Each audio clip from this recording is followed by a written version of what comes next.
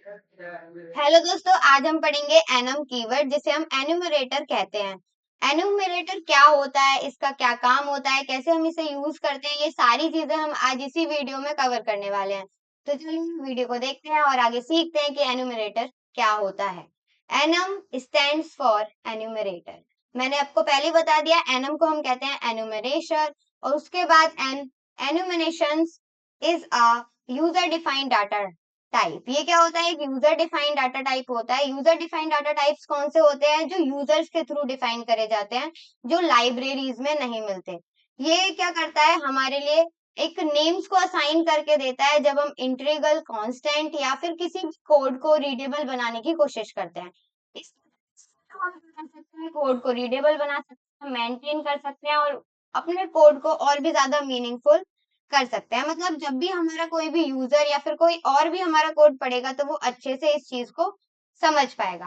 Next देखते हैं कि आखिरकार इसको हम किस तरीके से यूज करते हैं। तो सबसे पहले हम एनम, मैंने आपको बता दिया एनुमरेटर को क्या कहते हैं, एनम कहते हैं। तो एनम को यूज करेंगे, हम पूरा नाम ना लिख के सिर्फ इसकी शॉर्ट फॉर्म को लिखते हैं एनम, जिसे हम एनम कीवर्ड भी कह देते हैं। तो सबसे पहले लिखेंगे एनम, देन जो भी आप उसका नाम रखना चाहते हो, जैसे कि डे, अगर डेज का नाम रखना है तो डे रख सकते हो, मंथ्स नेम रखना है तो मंथ्स रख सकते हो, कुछ भी रख सकते हो, वो आपके ऊपर डिपेंड करता है। उसके बाद हम कर्ली ब्रैकेट्स में जो भी आपको वैल्यूज देनी है वो आप यहाँ पर प्रोवाइड कर दोगे। अब यहाँ पे हम देखते हैं कि इंटरनल वर्किंग ऑफ एनम। आखिरकार एनम का इंटरनल वर्क क्या होता है? इंटरनल मतलब जो वो अंदर वर्क करता है। हम एनम फंक्शन को यूज तो कर देते हैं, मतलब एनम कीवर्ड को यूज तो कर देते हैं, लेकिन किस तरीके से वर्क करता है ये वाली बात हमें बिल्कुल भी नहीं पता। तो enum are initially represented as integers. ये इंटीजर हमें सारी चीजें रिप्रेजेंट करके देता है। जैसे कि अगर हम कोई भी पहला वेरिएबल दे रहे हैं या फिर कोई भी पहला अपना जो भी डिक्लेयर कर रहे हो आप वो दे रहे हो, तो उसकी जो इनिशियल वैल्यू होगी वो ऑटोमेटिकली क्या होगी? 0 होगी। देन सेकंड होगी वो 1 होगी, और जो थर्ड होगी वो 2, एंड देन आगे जाके जिस तरीके से हमारे इंडेक्स प्रोवाइड किए जाते हैं इसी तरीके से हमारी वैल्यूज यहाँ पर प्रोवाइड कर दी जाती हैं। नेक्स्ट देखते हैं कि कोडिंग करते टाइम किस कैसे इसको यूज करेंगे। तो सबसे पहले अपने चलते हैं कोड ब्लॉक्स पर और ओपन करते हैं कोड ब्लॉक को। ओपन करने के बाद न्यू फाइल सेव, वही सारी प्रोसेस चलने वाली है जो हम हमेशा से करते आए हैं। तो कोड ब्लॉक्स को ओपन होने देते हैं, देन इसको करेंगे क्रॉस, न्यू फाइल को ओपन करेंगे, इसको करेंगे सेव, और आप जो भी नाम आप देना चाहते हो वो आप यहाँ पे दे सकते हो। मैं देने वाली हूँ enum.c, और यहाँ पे हम स्टार्ट करेंगे अपनी कोडिंग को। हैश टैग इंक्लूड stdio.h, और फिर उसके बाद हम क्या लिखेंगे? सिंपल अपने इंट जो हमारा मेन मेथड होता है हम उसको स्टार्ट करेंगे। मेन मेथड के अंदर कर्ली ब्रैकेट्स और कर्ली ब्रैकेट्स के अंदर कोडिंग। अगर कर्ली ब्रैकेट्स के बाहर लिखोगे तो वो क्या नहीं होगा? माना ही नहीं जाएगा, मतलब उसका कोई भी वजूद ही नहीं होगा। तो यहाँ पे हमें क्या करनी है? अपनी जो भी कोडिंग लिखनी है वो किस में लिखनी होगी? कर्ली ब्रैकेट्स में। अब एनम को करने से पहले तो हम एनम को डिक्लेयर करेंगे, उसको प्रोटोटाइप करेंगे। जैसे हम फंक्शन को प्रोटोटाइप करते हैं उसी तरीके से हमें एनम को भी डिक्लेयर करना पड़ता है।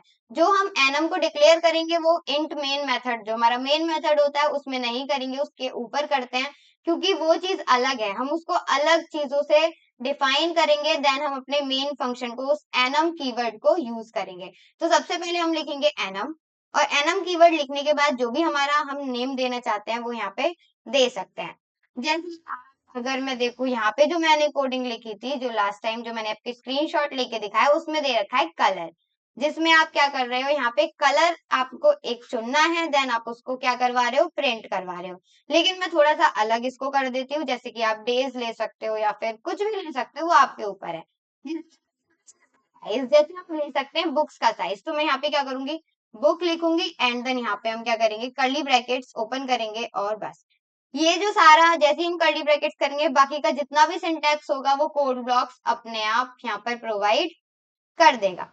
अब यहाँ पे आपको बुक्स की साइज देनी है। हम साइज दे सकते हैं, एक बुक हो सकती है जो स्मॉल हो सकती है, मतलब स्मॉल टाइप की बुक हो सकती है। और यहाँ पे सेमी कॉलन लगा के क्या लगाना है? हमें सिर्फ कॉमा लगाना है।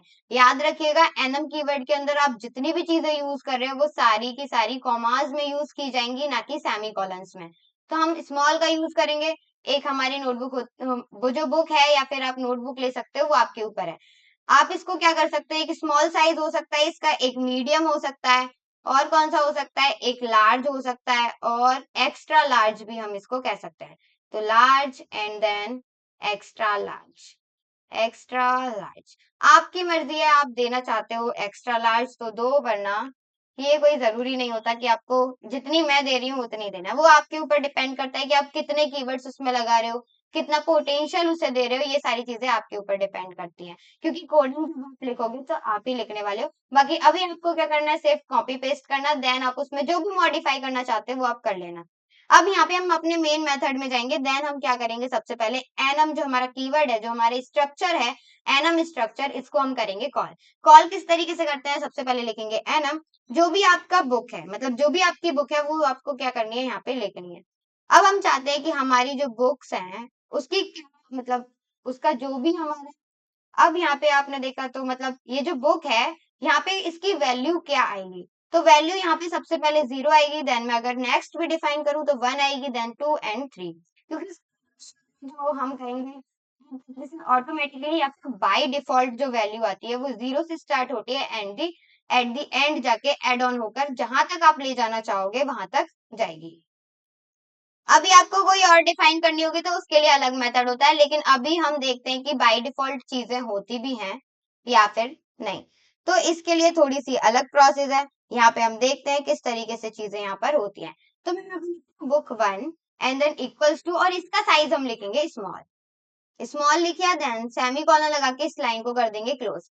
अब हमें चाहिए कि हमारी बुक 2 होगी, लेकिन वो कौन सी होगी, मीडियम होगी। तो हम एक काम करते हैं, इसको कॉपी पेस्ट कर लो या फिर आप लिख सकते हो, मैं लिख लेती हूँ book 2 and then equals to, और इसको हम देंगे इसका साइज। साइज हम कौन से दे रहे हैं, जो भी हमने एनम में डिफाइन करें। अगर आप एनम से अलग कुछ, मतलब आपने एनम स्ट्रक्चर में उसे डिफाइन नहीं किया है, देन आप नीचे उसे डिफाइन करने की कोशिश कर रहे हो तो वो डिफाइन नहीं होगा, डायरेक्टली क्या दिखा देगा, एरर दिखा देगा। एनम करेंगे बुक 3, और फिर यहाँ पे इक्वल्स टू करने के बाद जो भी आपको साइज देना है, जैसे कि मैं दूंगी लार्ज एंड देन सेमीकोलन, और यहाँ पे हमने स्पेस नहीं लगाया तो सबसे पहले लगाएंगे स्पेस और फिर आगे बढ़ते हैं। फिर से एनम करेंगे बुक 4, और फिर उसके बाद यहाँ पे हम जो भी आपका साइज है वो आप यहाँ पे दे दीजिएगा, extra large and then semicolon. इतना कर दिया।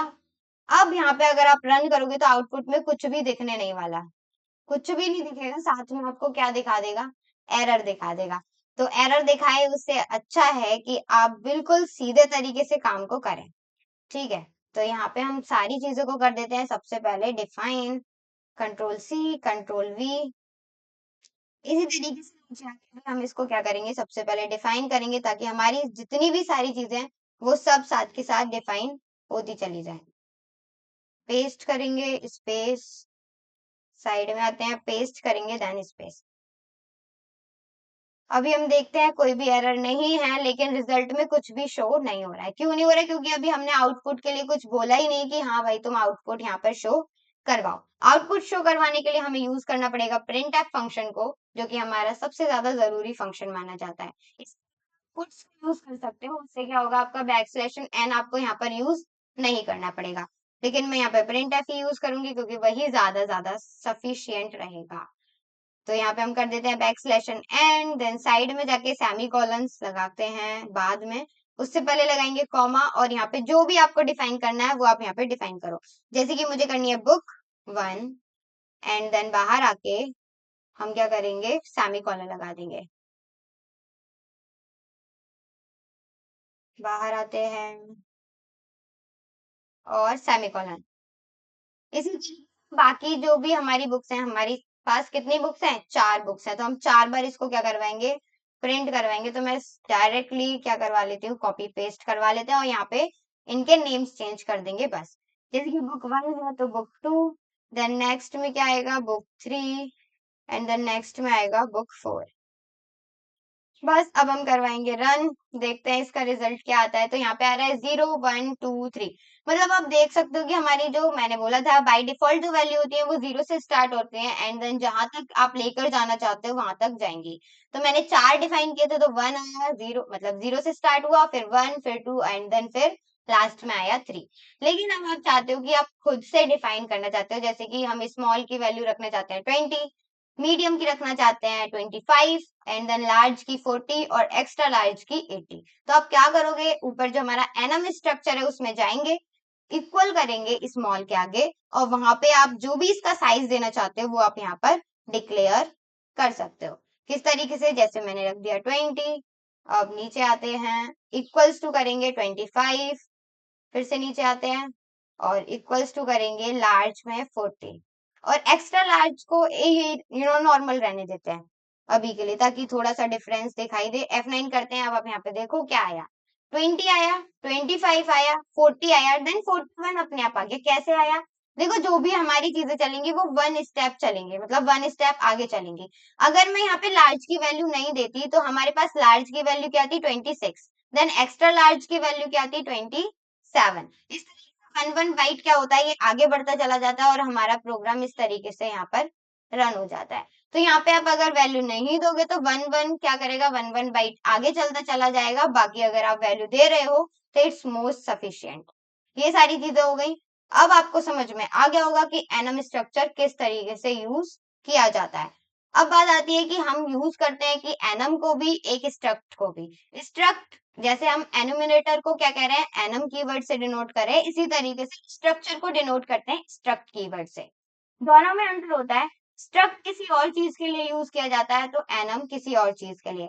अगर आपसे कोई ये भी कह दे कि एनम स्ट्रक्ट दोनों एक ही काम करते हैं तो बिल्कुल भी नहीं करते। एक बार इसका डिफरेंस भी देख लेते हैं। चलते हैं अपनी एक बार फ्रेंड पे, यहाँ पे चलते हैं। यहाँ पे देखेंगे सबसे पहले इधर साइड स्ट्रक्चर वाला और इधर साइड देखेंगे कौन सा, एनम वाला। Control Z. तो मान लीजिए आपने कोई भी लिखी है जिसमें, मतलब आपने कोडिंग लिखी है जिसमें आपने एक क्या बनाई है, एक फ्लोट नाम की मेमोरी बनाई है और एक इंट नाम की मेमोरी बनाई है। ये हमारा है स्ट्रक्ट टाइप का स्ट्रक्चर जिसे हम कहते हैं। तो स्ट्रक्चर, एंड देन इधर साइड आएंगे तो इधर साइड हम क्या देखने वाले हैं, एनम को। तो एनम इधर लिख देते हैं एक बारी। यहाँ पे हमने लिख दिया। हमने फ्लोट टाइप की मेमोरी एक बनाई, इन टाइप की memory same as it is, यहाँ पे भी हमने फ्लोट टाइप की बनाई और यहाँ पे भी एक इंट नाम की बनाई। मतलब दोनों सेम मेमोरीज है, कोई भी डिफरेंस नहीं है अभी तक कोडिंग में। लेकिन दोनों के रिजल्ट्स में चेंजेस आएंगे। कैसे, अगर हम फ्लोट यहाँ पे ले रहे हैं तो मान लीजिए हमारा फ्लोट जो है इधर साइड वो 2 बाइट्स है और इधर आई जो है वो 4 बाइट्स है। ठीक है, मतलब स्ट्रक्चर में जो हमारी इन डाटा टाइप है वो 4 बाइट्स का है और फ्लोट टाइप जो है वो 2 बाइट्स का है। लेकिन अगर मैं बात करूं एनम की तो सेम एज इट इज यही सारी वो ले लेते हैं हम अपने स्केलर्स।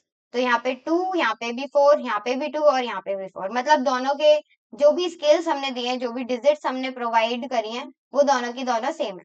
लेकिन दोनों के रिजल्ट में थोड़ा सा अलग आएगा। अगर मैं इसको देखूं और इसके जो भी हमारा डाटा टाइप है उसकी मेमोरी को कलेक्ट करके देखूं, एड ऑन करके देखूं, तो इसका रिजल्ट आएगा 2 + 4 क्या हो जाएगा, 6। मतलब हमारा जो स्ट्रक्चर होगा उसमें कहीं ना कहीं 6 बाइट्स की मेमोरी बन रही होगी। लेकिन जब बात करते हैं एनम की, तो एनम की ऐसा नहीं होता कि हम 2 को भी प्लस कर रहे हैं देन 4 को भी प्लस कर रहे हैं। इसमें क्या होता है, मैक्सिमम वैल्यू हम देखते हैं कि मैक्सिमम वैल्यू किस डाटा टाइप की है एंड देन फिर उसको डिक्लेयर करते हैं। तो यहाँ पे 2 हमारी 4 से कम है तो यहाँ पे लेंगे 2 को, और यहाँ पे जो हमारी एनम में जो मेमोरी बनेगी वो सिर्फ 4 बाइट की बनेगी। जबकि जब हम स्ट्रक्चर यूज कर रहे हैं तो यहाँ पे कितनी की बन रही है मेमोरी, 6 बाइट्स की बन रही है। बस इतना ही इसमें डिफरेंस होता है, इतनी ही सारी चीजें होती है। इसमें पूरे टोटल हो जाते हैं और उसमें मैक्सिमम लिए जाते हैं।